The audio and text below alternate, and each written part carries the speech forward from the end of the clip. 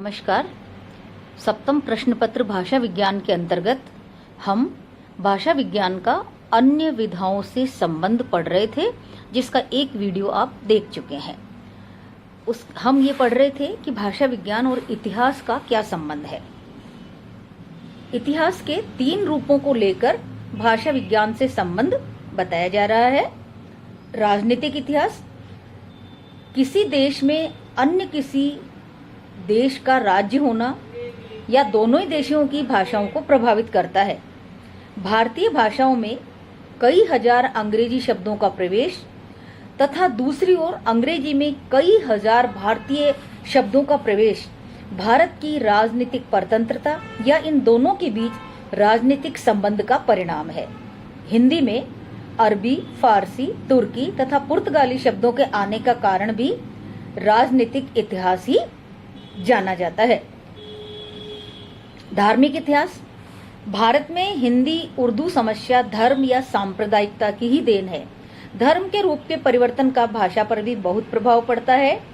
यज्ञ का लोक धर्म से उठ जाने का ही फल है कि यज्ञ से संबंधित अनेक शब्द जो कभी जीवित रहे होंगे वो आज अज्ञात हो गए हैं। इसी प्रकार धर्म से व्यक्तिवाचक नामों पर प्रकाश पड़ता है।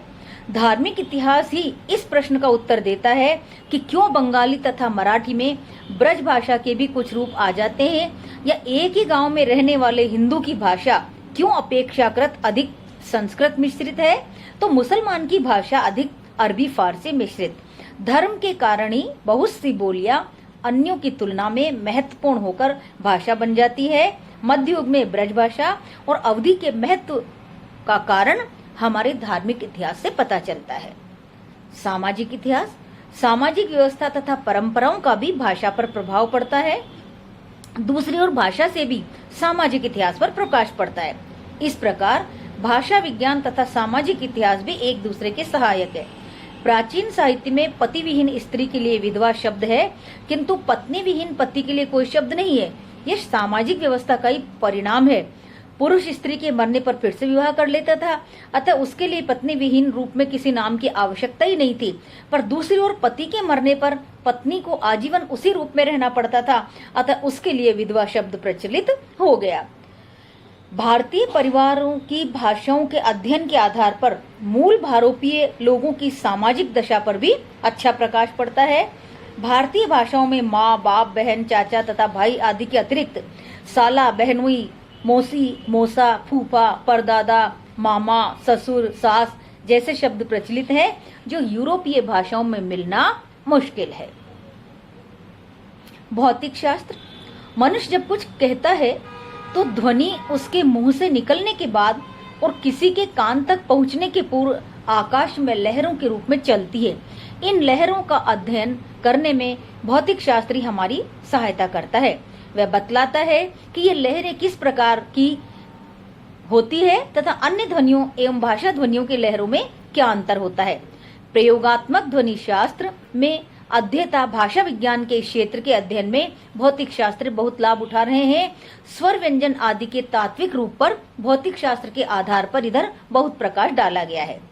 तर्कशास्त्र, तर्क शास्त्र का भाषा विज्ञान से कोई बहुत सीधा संबंध तो नहीं है, पर भाषा विज्ञान वर्णनात्मक विषय न होकर व्याख्या प्रधान है और व्याख्या में बिना तर्क के काम नहीं चल सकता, अतएव उसे तर्क शास्त्र का ऋणी होना ही पड़ता है। यास्क मुनि ने अपने अर्थ विज्ञान विषयक प्रसिद्ध ग्रंथ निरुक्त में तर्क शास्त्र बहुत सहायता ली है। दूसरी ओर तर्क शास्त्र भी भाषा विज्ञान का कम ऋणी नहीं है। तर्क भाषा के सहारे ही चलता है, अतः उसे अपने अध्ययन में बड़ी सतर्कता से प्रतिक्षण अपने सामने आने वाले शब्दों एवं वाक्यों पर वैज्ञानिक दृष्टि रखनी पड़ती है।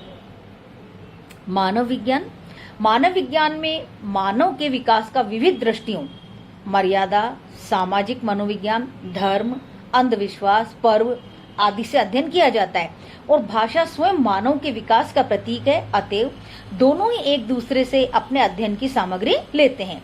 उदाहरण के लिए मनुष्य में तरह तरह के अंधविश्वास घर करते रहे हैं, जिनका लेखा जोखा मानव विज्ञान से मिलता है। इन अंधविश्वासों का भाषा पर भी पर्याप्त प्रभाव पड़ता है।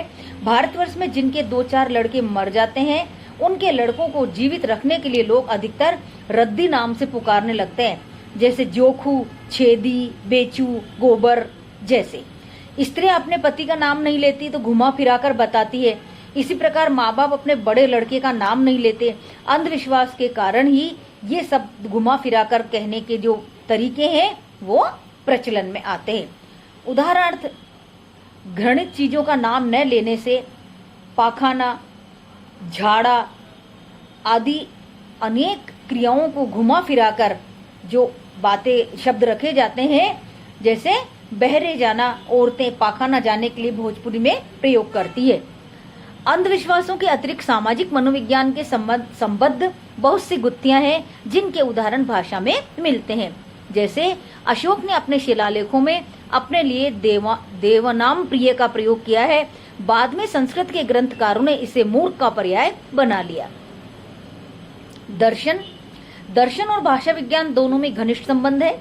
भारत में मीमांसकों, नैयायिकों आदि दार्शनिकों ने इसी कारण अपने विषय पर विचार करते समय भाषा विज्ञान की भी अनेक बातों पर विचार किया है। जैसे मीमांसा के अन्विताभिधानवाद सिद्धांत के अनुसार भाषा में वाक्य की ही सत्ता मूल है, पद उसी के तोड़े गए अंश है। किंतु अभिहितान्वयवाद के अनुसार पद की ही सत्ता है, वाक्य इसी का जोड़ा हुआ रूप है। भाषा विज्ञान की अर्थ विज्ञान शाखा को तो लोग बहुत दिनों तक दर्शन के ही अंतर्गत मानते रहे हैं। अतः भाषा विज्ञान और व्याकरण का भी अपना दर्शन होता है। इनके अतिरिक्त भाषा विज्ञान का पुरातत्व से भी गहरा संबंध है। शिलालेख, प्राचीन अभिलेख, सिक्के, भित्तिलेख आदि पुरातन खोजों के आधार पर प्राचीन भाषा, प्राचीन लिपि आदि का वैज्ञानिक अध्ययन पुरातत्व के अंतर्गत किया जाता है। पुरातत्व विभाग विविध प्रकार के प्राचीन खंडरों, मूर्तियों, मंदिरों, शिलाओं, पर्वत खंडों आदि का संग्रह करता है, जिसमें अनेक प्रकार की प्राचीन बातों का पता बड़ी सुगमता से चल जाता है। ब्राह्मी, खरोष्टी आदि प्राचीन लिपियों के उद्भव एवं विकास का इतिहास प्रस्तुत करने में पुरातत्व ने भी बड़ी सहायता प्रदान की है। महोपाध्याय गौरीशंकर हीराचंद ओझा ने नागरी अंक और अक्षर एवं प्राचीन लिपि माला ग्रंथों में भाषा एवं लिपि के विकास की जो गाथा प्रस्तुत की है, वह सब पुरातत्व की ही कृपा का फल है। विविध भाषा परिवारों के प्राचीन एवं अर्वाचीन रूपों के विकास क्रम को जानने के लिए पुरातत्व से बड़ी सहायता मिलती है। यही कारण है कि भाषा विज्ञान और पुरातत्व का भी परस्पर पर्याप्त संबंध है। भाषा विज्ञान और संगीत शास्त्र स्वरों के आरोह अवरोह के आधार पर गायन, नृत्य एवं वाद्य के अध्ययन करने वाले शास्त्र को संगीत शास्त्र कहते हैं। संगीत में गायन, नृत्य एवं वाद्य तीनों का समावेश रहता है, किंतु भाषा विज्ञान का संबंध केवल गायन विधा से है। गायन में भाषा का प्रयोग होता है क्योंकि गाने के स्वर भाषा के अंग होते हैं। इन स्वरों के माध्यम से संगीत भी भाषा की भांति भावों की अभिव्यक्ति में सहायक होता है। भाषा विज्ञान और समीक्षा शास्त्र का भी गहरा संबंध है।